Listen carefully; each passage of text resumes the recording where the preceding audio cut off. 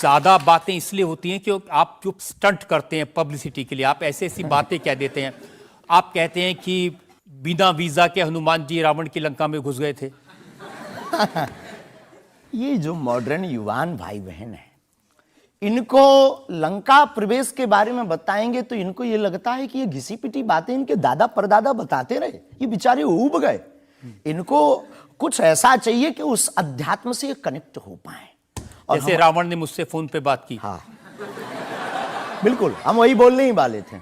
लगता है आज हमारी शक्ति आपके पास पहुंच गई। तो हमें आपको समझाना है, रावण से फोन का बात का मतलब सबके अंदर रावण बैठा है। कोई ऐसा दुनिया में नहीं जो गलत कृत्य देख रहा, गलत कर रहा और सच जानते हुए चुप है, वो रावण की दृष्टि का आदमी। तो हनुमान जी लंका गए, इसको इन युवानों को कैसे जोड़े? इन्हें तो वीजा, पासपोर्ट, फॉरेनर ये शब्द पता है। तो इनसे कनेक्ट करने के लिए हमारा अध्यात्म इतना विशाल और इतना अथाह है कि उसमें कुछ भी आप डाल दो वो आप सोच रहे हैं कि आपको अध्यात्म पता है, इनको नहीं पता।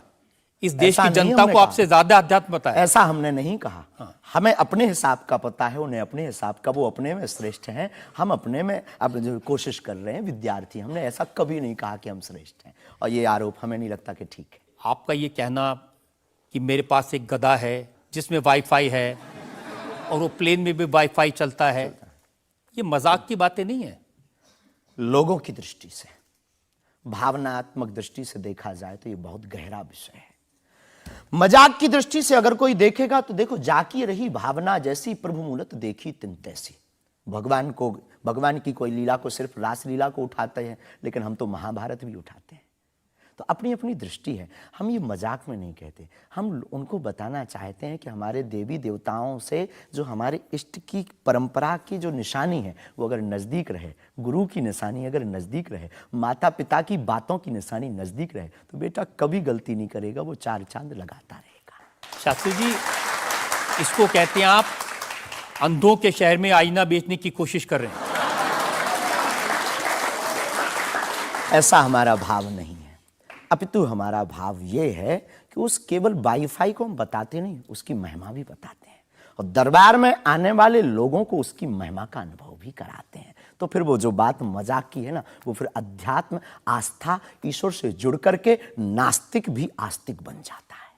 देखिए, आपको भोले भाले लोगों को बताना चाहिए कि भाई ये मैं मजाक में कह रहा हूं, विनोद हम कहते हैं, और ये मैं असल में बहुत बार बोलते हैं विनोद हम कर रहे हैं, हम बहुत बार बोलते हैं। अब कोई हमारे विनोद को सीरियस ले ले तो वो उसका निजी अनुभव है। तो अब मैं लोगों को बता दूं कि एक बार बगैर टिकट पकड़े गए थे आप रेलवे में। हाँ, ये तो बताना चाहिए। बिल्कुल पकड़े गए थे, लेकिन ये भी बताइए कि हम टीटी से ही 1100 रुपया लेकर आए थे। उसी टीटी से लेकर आए थे, और जिस वाईफाई की आपने चर्चा की उसी वाईफाई की दम पर उसके बाप का नाम बताकर लेकर आए थे। इसी तरह की बातें कह के ऐसे दिखाते हैं जैसे चमत्कार कर दिया, जैसे मेरे ऊपर हनुमान जी की बहुत कृपा हो गई, मैं भविष्यवक्ता हूं, और फिर जो भोले भाले लोग हैं वो प्रभावित हो जाते हैं। हमने कभी एक नहीं दावा किया कि हम चमत्कारी हैं। आज भी आपकी अदालत में हम कहते हैं कि हम कोई चमत्कारी नहीं है, हम कोई ईश्वर नहीं है, हम कोई महात्मा नहीं है, हम एक आम इंसान हैं। लेकिन हमारी अपने इष्ट के प्रति आस्था, ऋषि परंपरा के प्रति आस्था है, जो महर्षि वाल्मीकि से पत्र दरबार की महिमा चली है, उस महिमा का हम अनुकरण करते हैं, और उस आस्था में उलझनों में का रास्ता मिल जाता है तो उसे आप चाहे चमत्कार मानिए, अथवा फिर आप अपनी बुद्धि से जो जिसने जो जाना वो हमें माना। देखिए शास्त्री जी, बहुत सारे ऐसे लोग हैं, गरीब हैं, परेशान हैं, बीमारियों से थके हारे हैं, डॉक्टर से आशा छूट जाती है, हॉस्पिटल से आशा छूट जाती है, वो आपके पास आते हैं, वो सोचते हैं यहाँ इलाज मिलेगा। किसी का बच्चा बोल नहीं सकता, किसी का बच्चा चल नहीं सकता, वो लोग बड़ी आस्था विश्वास लेके, जो मैंने जानकारी हासिल की, वो आते हैं, सोचते हैं कि यहाँ से शायद उन्हें कोई रास्ता दिख जाएगा, और उन्हें मिल जाता है। जो आते हैं श्रद्धापूर्वक आते हैं। देखो, जिंदगी में अगर वो परेशान है और डॉक्टर से परेशान होकर के या कहीं से भी निराश होकर के आया और उसे कुछ मिले ना मिले, हम ये तो नहीं कहते, जिसकी जितनी निष्ठा उसको उतना हमारे बागेश्वर बालाजी के दरबार में मिलता है। और अगर नहीं मिलता, अगर उसे जीवन जीने की अगर डांडस और सात्तावना मिलती है, तो क्या यह भी कम है?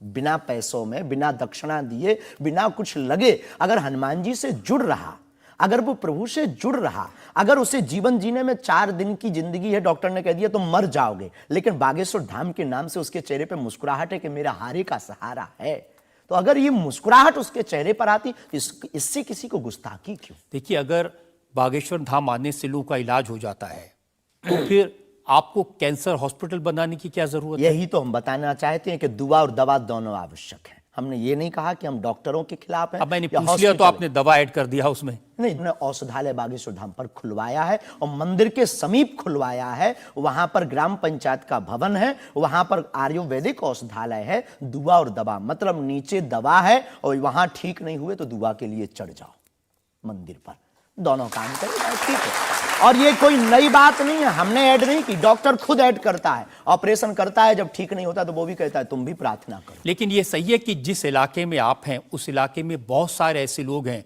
जो इसी तरह पर्ची निकालते हैं, जो इसी तरह दुआ की बात करते हैं। पूरे भारत में ऋषि परंपरा के अनेक लोग हैं, बहुत लोग तो नहीं कह सकते, पर अनेक लोग पूरे भारत में हैं। और केवल हमारे इलाके में नहीं, पूरे भारत में।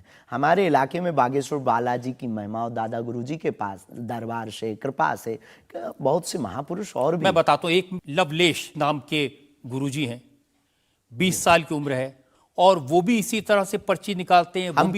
हम कभी ऐसे मिले नहीं, इस भाव से हमारा कभी मिलना नहीं हुआ, और इस विषय पर उनका निज मत हो हम कह नहीं सकते, ईश्वर जाने। नहीं, मत तो पता नहीं, उनके ऊपर रेप का इल्जाम है और वो जेल में है, कह नहीं सकते। तो उस एरिया में ऐसे और भी बहुत सारे लोग हैं। अभी हम अर्जी लगाने के हिसाब से घूमे नहीं हैं। आप कहो तो इस बार जाकर के घूमेंगे कितने लोग हैं।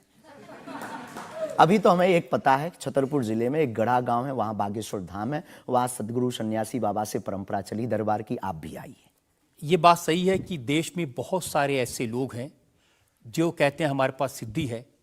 एक जयपुर में है, उन्होंने बताया कि मैंने कर्ण पिशाच को साधा हुआ है, और वो भी किसी की भी डेट ऑफ बर्थ बता देते हैं, किसी के परिवार वालों का नाम बता देते हैं। हमारे पास ऐसी कोई सिद्धि नहीं, ना हमने ऐसी कोई साधना कर रखी है। हमारे पास सिर्फ अपने इष्ट पर, हनुमान जी पर भरोसा है, जो अष्ट सिद्ध नवनिधि के दाता हैं। ना हम कोई डेट बताते हैं, ना हम कोई नाम बताते हैं, और अगर उनकी कृपा से पता चल जाए तो कोई बुरी बात नहीं। जनता में जो लोग सवाल पूछना चाहते हैं, आमतौर पर क्या होता है कि संत का नाम आते ही हमारे माइंड में एक इमेज बनती है कि गाड़ी होगी, बहुत ही जो उनकी वेशभूषा होगी बहुत ही सिंपल और सरल होगी, लेकिन आपकी वेशभूषा देख के, टोपी देख के लगता है एकदम कलरफुल रहता है। आपकी दुनिया ही रंगीन है तो साधु को भी रंगीन होना चाहिए। बहुत बढ़िया, बहुत बढ़िया। जब 7 रंगों की भरी दुनिया है माय डियर सिस्टर, 7 रंगों से भरी दुनिया है, तो मुझे क्या दिक्कत है? और हम कोई साधु नहीं, हम कोई महात्मा नहीं, ना हमने चोला ले रखा है। हम एक वर्ण व्यवस्था की बात नहीं करेंगे, हम एक गुरु के शिष्य हैं और आम इंसान हैं। और अगर कोई सरनेम पूछे तो हम शुक्ल वंशीय सरयू पारी ब्राह्मण हैं। तो जो 7 ब्राह्मणों की वेशभूषा, वेबसाइट ने लिखा कि ये जो टोपी पहनते हैं, ये पहनाने वाले से भी कुछ गुरु दक्षिणा लेते हैं। जो कपड़े पहनते हैं, जो कपड़े जिसके दिए पहनते हैं, उससे भी कुछ पैसा लेते हैं। आज तक ऐसा कोई मिला नहीं है, खोज जारी है। किसी ने हमें आज तक दक्षिणा नहीं दी, टोपी पहनाने के नाम पर या कपड़े पहनाने के नाम पर। हम तो राह चलते कोई मिल जाता है तो उसका पहन लेते, अपना दे देते हैं। हम तो साधु उस परंपरा के हैं, उस परंपरा के। लेकिन अच्छे लगते हैं आपको ये रंग बिरंगे कपड़े? बहुत आनंद आता है। क्या दिक्कत है साहब? किसी को दिक्कत है वो हमसे ज्यादा रंगीन पहने। एक शायर ने कहा कि जो खानदानी रईस हैं वो मिजाज रखते हैं नर्म अपना। आपका लहजा बता रहा है आपकी ये शोहरत नहीं।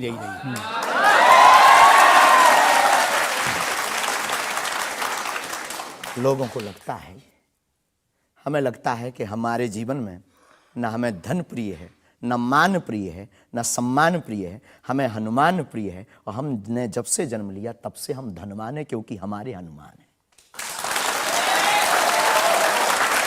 और दुनिया का प्रत्येक हनुमान भक्त धनवान है जिसके जीवन में हनुमान है। अब वो निर्धन है इस दुनिया में जिसके जीवन में भगवान नहीं वो निर्धन है। और अगर बाप हनुमान हो और धनवान हनुमान हो और उनका भक्त अगर रंगीन ना हो, पीला लाल ना हो, जब हनुमान जी लाल देह लाली से हो सकता तो लाल पगड़ी क्यों नहीं हो सकती? ये मुझे पता चल गया है कि आप इसी तरह की डायलॉग बाजी करके ही इतने पॉपुलर हुए हैं।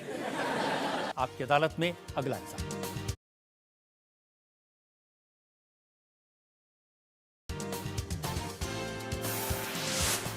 आपकी अदालत में बागेश्वर धाम के प्रमुख धीरेन्द्र कृष्ण शास्त्री पर इल्जाम है कि ये असभ्य भाषा का प्रयोग करते हैं। शास्त्री जी, कुछ लोग आपको पीठाधीश्वर मानते हैं, कुछ लोग गुरु मानते हैं, लोग महाराज कहते हैं, बड़ा आदर करते हैं, कोई संत कहता है, लेकिन आप जिस भाषा का प्रयोग करते हैं वो इस गरिमा के अनुकूल नहीं लगती कई बार। जैसे आपने एक पत्रकार को कहा कि तुझे नंगा कर दूंगा, ये साधु की भाषा तो नहीं हो सकती, ये संत की भाषा तो नहीं हो सकती। ब्राह्मण समाज पर कमेंट करने वाले एक व्यक्ति को आपने कहा मूर्ख, ठठेरी के बरे, नकट्टा। तो ये ठठेरी क्या ये होता कोई हम जातिवादी नहीं है, पहली बात तो हम ये क्लियर है? नहीं, ये ठठेरी क्या होता है? ये हमारे बुंदेलखंड का एक भावनात्मक शब्द है, ठठरी। जब माताएं बड़ी आवेश में होती है और बालक कोई गलती कर देता है तो माताएं अपनी बालक को कहती हैं, अरे ठठरी के बरे सुधर जा, न कटा। तो हम बहुत गांव के भोले भाले अनपढ़ गवार आदमी हैं, अंगूठा छाप है, ठीक से पढ़ाई की नहीं, तो गवार आदमी है। तो जो माँ की हमारी जो परंपरा है, जो पारिवारिक बोलचाल है, उस पारिवारिक बोलचाल में अगर कोई साधु के ऊपर टिप्पणी उठाएगा, रामचरितमानस पर टिप्पणी उठाएगा या भगवान पर टिप्पणी उठाएगा, तो स्वभावश सनातनी हिंदू होने के नाते वो लहजा निकल जाता है और सठे साठ्यम समाचरित। ये भी कौन सी गलत बात है? अगर कोई भगवान को गाली बके और हम उसको श्रीमान जी कहें, रहे स्वामी जी कहें, भगवान कहें, तो हमें तो नहीं लगता कि वो बिनय ना मानत जलद जड़ गए 3 दिन बीत और बोले राम सकोप तब भय बिन हो ये न प्रीत। देखिए, आप अपने आप को बड़े पढ़ा लिखा गवार कह करके तो नहीं छुप सकते उसके पीछे। आपने उनसे कहा कि तू मुझे मिल जा, मैं तुझे मसल दूंगा। बहुत अच्छा, हाँ, ये हमने कहा ये तो अच्छी भाषा तो नहीं। क्योंकि उन्होंने कथावाचकों को पाखंडी कहा था, जिस विषय पर आपने ये टिप्पणी किया है। उन्होंने कथावाचक, हमने कहा कथावाचक हो सकते पाखंडी, पर पर्टिकुलर नाम लीजिए, सब नहीं हो सकते। इस भारत में जगतगुरु स्वामी रामभद्राचार्य भी है, मुरारी बापू भी कथाव्यास है, पूज्यपाद श्री मलुक पीठाधीश्वर भी कथाव्यास है, उनमें एक दास भी है। ये महापुरुषों पे आज तक कोई इल्जाम नहीं है, और इन महापुरुषों पर इल्जाम नहीं है तो सब कथा। भाई, एक पत्रकार गलत हो सकता, सब नहीं हो सकते। हम अगर सबको कहें कि सब पत्रकार ऐसे होते हैं तो ये हमारी धूर्तता होगी। तो उसने सब कथावाचकों को ऐसा कहा था, तब हमने उसको कहा था कि भाई अगर तुम ऐसा कहो तो महापुरुषों के बारे में तो किसी को नहीं कहना चाहिए, तो बात ठीक है, तय है। रामचरितमानस के बारे में नहीं कहना चाहिए तो तय है। तो उसके लिए अगर ऐसा मसला कह दिया समझाने के लिए, वो है तो हमारा आदमी चेला। लेकिन आपने संत तुकाराम के बारे में क्या कहा? संत तुकार को, हाँ। आपने कहा संत तुकाराम की लुगाई रोज उन्हें मारती थी, रोज पीटती थी डंडे से। तो किसी ने उनसे पूछा, तुम रोज लुगाई से पिटते हो, शर्म नहीं आती? इसमें बोलचाल की भाषा में थोड़ा सा वो हुआ। हमने एक कथा पढ़ी थी एक पुस्तक में, उसमें लिखा था कि उनकी पत्नी झगड़ालू, बड़ी ईर्षालु थी, बड़ी विचित्र थी, और वो संत तुकाराम जी को एक बार गन्ने के लिए भेजती, गन्ना वो एक लेकर शाम को आते तो वो उनके शरीर पर प्रहार कर देती, एक गन्ने के 2 टुकड़े हो जाते। पर तुकाराम बहुत अद्भुत महापुरुष थे, उन्होंने कहा, देख तू कितनी ज्ञानवान है, पहले गन्ना एक था, हम लोग 2 थे, तूने मेरे शरीर पर प्रहार करके गन्ने के 2 टुकड़े कर दिया, अब एक तू चूस एक मैं लूं। तो लेकिन देखिए, आपने जो बोलचाल उसमें बिगड़ा आपने जिस अंदाज में कहा था वो सम्मानजनक नहीं था, समाज के लिए असभ्य था, इसमें कोई संदेह नहीं है। लेकिन हम अपनी भाषा से समझने का कोशिश करते हैं, जो कई बार हमारी भाषा लोगों के अनुरूप फिट नहीं है। कभी आपको नहीं लगता कि संत तुकाराम जैसे महान संत के बारे में ये कह दिया, उसके लिए हमें गलती माननी चाहिए? बिल्कुल, अगर ये किसी की भावनाओं को ठेस पहुंचा तो संतों के प्रति हमारे हृदय में अथाह प्रेम है, अथाह प्रेम। और हम स्वप्न में भी, हम तो खुद साधु परंपरा से जीवित हुए हैं, नालायक से बोलने लायक संतों के कारण हुए। और हम अगर संतों का अनादर करेंगे तो अपनी जिंदगी में हम रहेंगे कहाँ। तो हम तो विनम्रतापूर्वक अगर किसी को ठेस पहुंचा तो हमें नहीं लगता कि हमारे द्वारा उनको ऐसा कहा, लेकिन अगर किसी को ठेस पहुंचा और शब्द ऐसा मुंह से फिसल गया तो हम क्षमा प्रार्थी, कोई संदेह। अब मैं एक और उदाहरण आपको बताता हूँ। अच्छा किया कि आपने क्षमा प्रार्थना की, ये बेझिझक करना ही नहीं, चाहिए साधु संतों के बारे में। अगर गलती से मुंह से कुछ निकल जाए, बहक करके अगर हो जाता तो कोई दिक्कत। आप बात कर रहे थे साईं बाबा के बारे में, और आपने कहा कि हमने सुना वो चांद मियां निकले। हाँ, सुना। आपने कहा कि कई बार लगता है कि 33 कोटि क्या कम पड़ गए, और समझदार के लिए इशारा काफी है। जी। जिन साईं बाबा को करोड़ों लोग मानते हैं, करोड़ों लोग की श्रद्धा उनमें है, उन्हें भगवान मानते हैं, उनकी पूजा करते हैं, उनके मंदिरों में लाखों लोग जाते हैं, उनके बारे में इस तरह की भाषा। बात ये थी, प्रश्न ये था, क्या साईं बाबा हिंदू हैं या मुसलमान। हमने कहा हम तो उस वक्त थे नहीं भाई साहब, अगर होते तो देखते टोपी पहनते थे कि माला।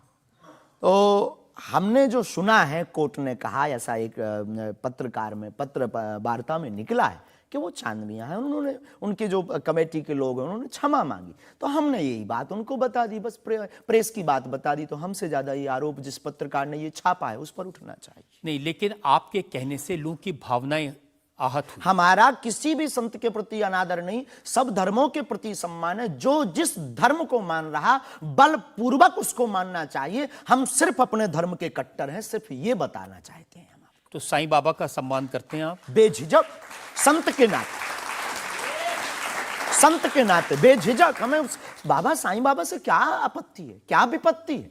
हमें अपने आप से आपत्ति नहीं है, हम किसी साधु से कैसे आपत्ति हो सकती। क्योंकि जिस सनातन धर्म की आप बात करते हैं, वो वसुदेव उसमें कुटुंबकम सबसे की पहले चर्चा। तो संयम, धैर्य, भाषा पर नियंत्रण, ये सब।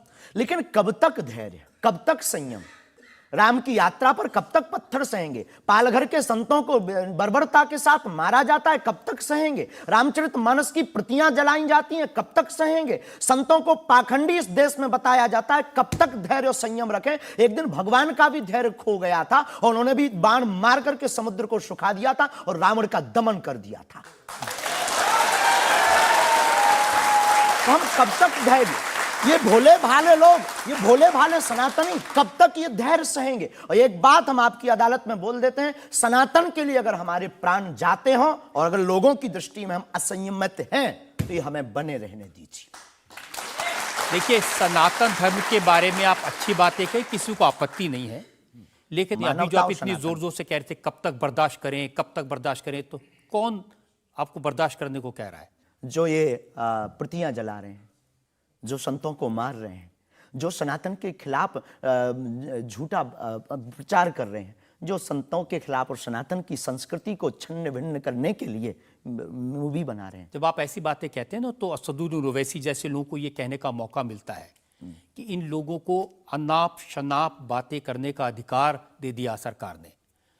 उनको लगता है कि इस तरह की बातें करते हैं उससे समाज में नफरत पैदा होती है, दीवारें खड़ी होती हैं। हम करें तो चोरी, वो करें तो सीना जोरी। उनके मंचों से मारने काटने की बात होती तब नहीं। अक्षरधाम में 40 हिंदुओं को मारा जाता तब नहीं ये है।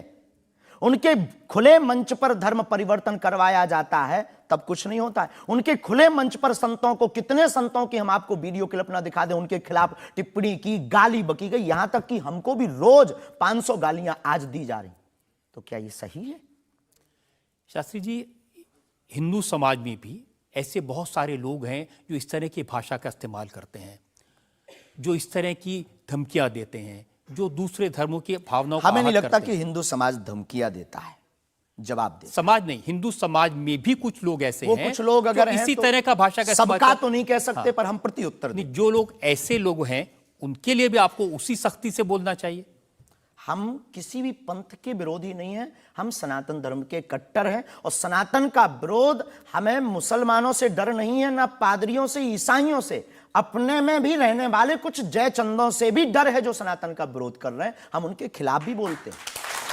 और ये जो मसलने वाला विषय है, ये मसलने वाला विषय जो हमने बोला है वो किसी मुसलमान के लिए नहीं बोला, एक हिंदू व्यक्ति के लिए ही बोला जब उसने संतों पर उंगली उठाई थी। और बोलना हमें मौलिक अधिकार है, हम भी भारतीय नागरिक हैं। मुसलमानों से कुछ परेशानी है आप? बिल्कुल भी नहीं, हमारे तो मित्र भी हैं। मैंने तो ये हमें भी कोई सुना कि आपकी बहन की शादी एक मुसलमान से पैसे लेकर सहयोग आपने दी। करवाई हाँ, थी। आज भी हमारा मित्र है, अभी 5 दिन पहले ही मिला, चाय भी पी। और हमारा लगभग 500-600 मुसलमान परिवार है जो आत्मा से जुड़े हैं। इस भारत का प्रत्येक नागरिक अपने हृदय पर अगर हाथ रखे ना, अब मीडिया में वो कुछ भी बोले तो उसकी रंगों में राम और कृष्ण का ही ब्लड बह रहा है। तो हम मानवता के पुजारी हैं, हम मानवता के पुजारी हैं, जातियों के या पंथ के पुजारी नहीं। हम इसको लेकर मेरे पास और इल्जाम है। हम एक ब्रेक के रुकेंगे और ब्रेक के बाद आपकी अदालत में धीरेन्द्र के शास्त्री पर इल्जामात और सवाल आपका एक और आपकी अदालत में अगला इल्जाम।